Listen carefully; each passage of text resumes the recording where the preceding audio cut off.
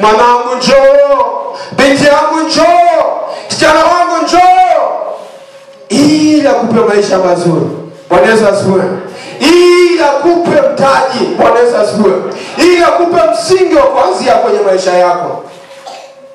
Ni pale tu unapoweza kwenda kuomba msamaha. Bwana Yesu asifiwe. Haleluya.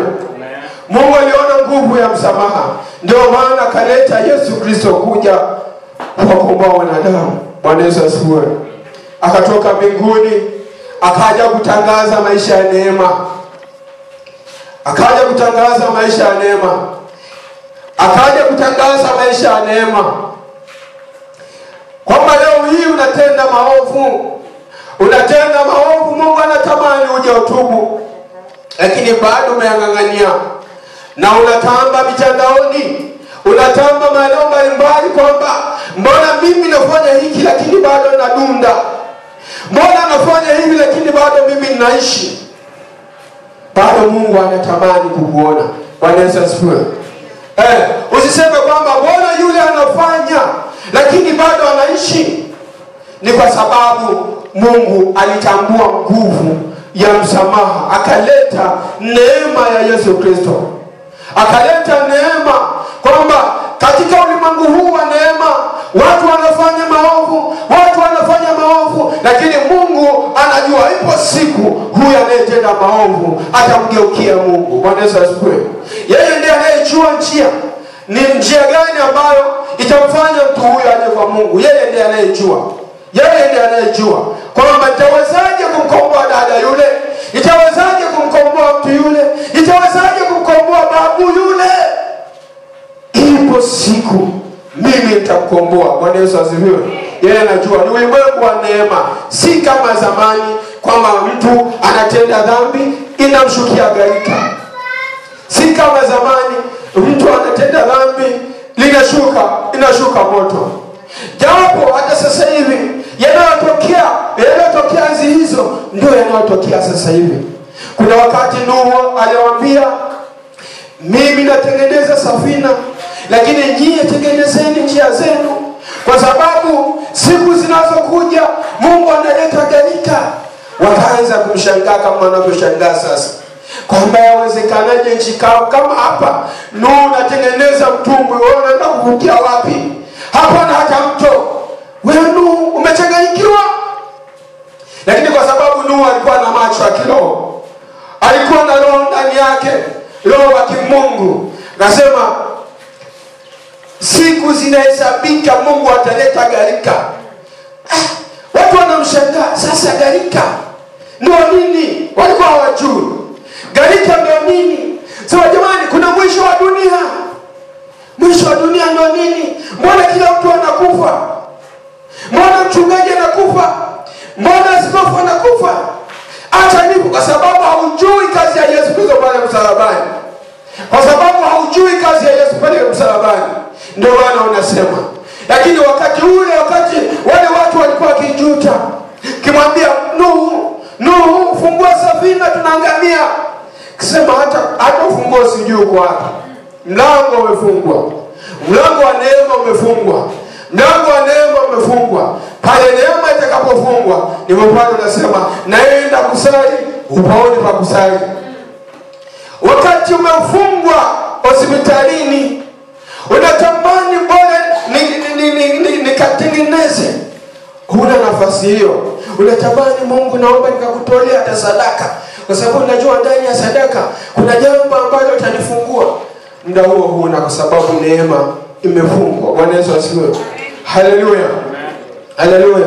Kwa hiyo mahusiano yanayodumu ni yale ambayo yanatambua siri ya msamaha. Yanatambua siri iliyo katika msamaha. Nimeshatolea mifano. Ndugu na ndugu wanakaa pamoja, ni kwa sababu wametambua nguvu iliyo katika msamaha. Haleluya. Mahusiano ya watu wawili yanadumu kwa sababu wanatambua nguvu. Usiseme kwamba nikienda kuomba msamaha ataniona kama mimi sina akili. Usiseme kwamba nikienda kuomba msamaha ataniona kama mimi nimepungukiwa. msamaha ataniona kama mimi mdogo wake. Usiseme hivyo mtu wa Mungu. Wewe jishushe, jinyenyekeshe. Kwa sababu Mungu anakuhesabia. Mungu anakuhesabia thawabu katika ufalme wa Mungu. Mungu ana mpango mzuri. Wewe nenda kaombe msamaha, mwambie nilikukosea, ninaomba unisamehe. Mambo yako yataenda vizuri. Mambo yako yataenda vizuri. Mambo yako yataenda vizuri kwa sababu ya nguvu iliyo katika msamaha. Bwana Yesu asifiwe. Msamaha hukutenga na kifo. Msamaha hukutenga na upanga. Msamaha hukutenga na mambo mabaya.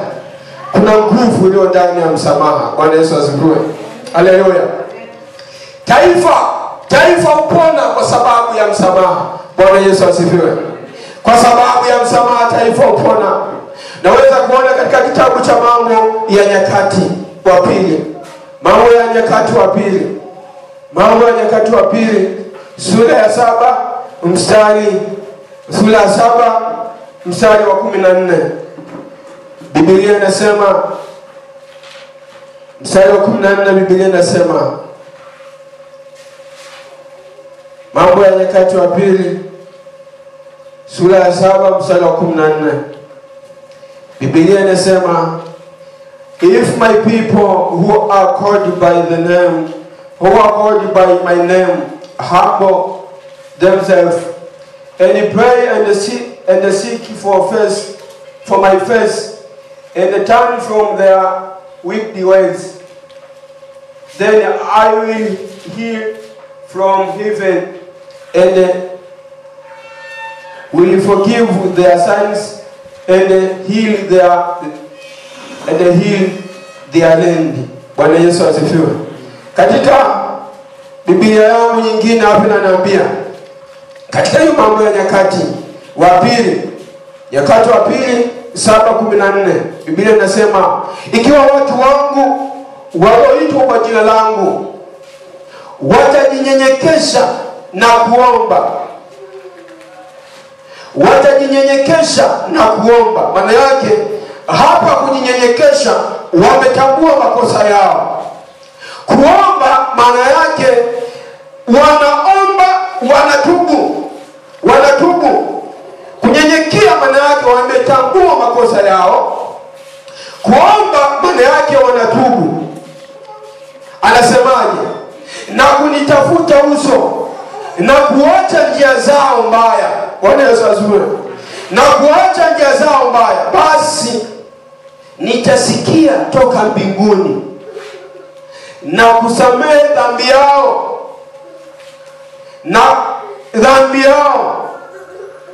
na kuponya nchi yao. Bwana Yesu asifiwe. Nchi huku Biblia imesema kama lendi. Maana nchi ni ardhi na vitu vyote vilivyo. Bwana Yesu asifiwe. Haleluya. Nitaponya. Hili ni neno la Mungu. Mtu wa Mungu unapaswa kutambua. Maana haya ni makosa ya kikundi. Haya ni makosa ya kikundi. Haya ni maombi ambayo yanafanyika kwa ajili Mungu aponye kikundi. Na kikundi hiki maana ni wale wote ambao wanaishi ndani ya ardhi. Maana ni ndani ya ardhi husika, maana ni ndani ya nchi husika. Bwana Yesu asifiwe.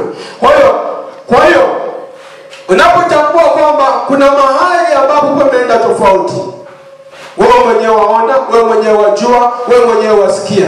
Kwa hiyo unachopaswa kama mtu wa Mungu unaitwa kwa jina lake, unahitaji kunyenyekea, unahitaji kuomba, unahitaji kumtafuta Mungu uso wake, unahitaji uache njia na kuomba. Kisha Bwana Yesu, kisha Mungu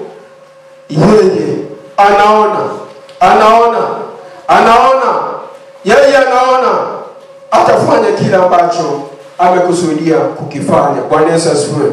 Haleluya. Bwana Yesu asifiwe. Haleluya.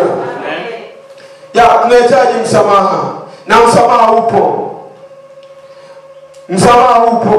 Kwa hiyo tunahitaji kwenda mbele za Mungu kumuomba Mungu atusamehe maovu yetu. Haleluya.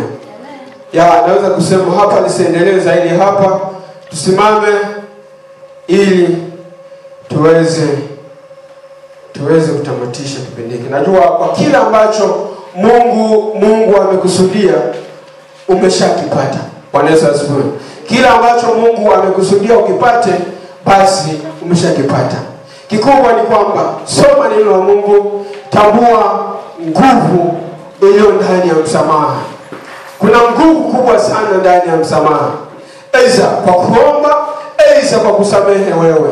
Maana yake usiposamehe wewe hautasamehewa.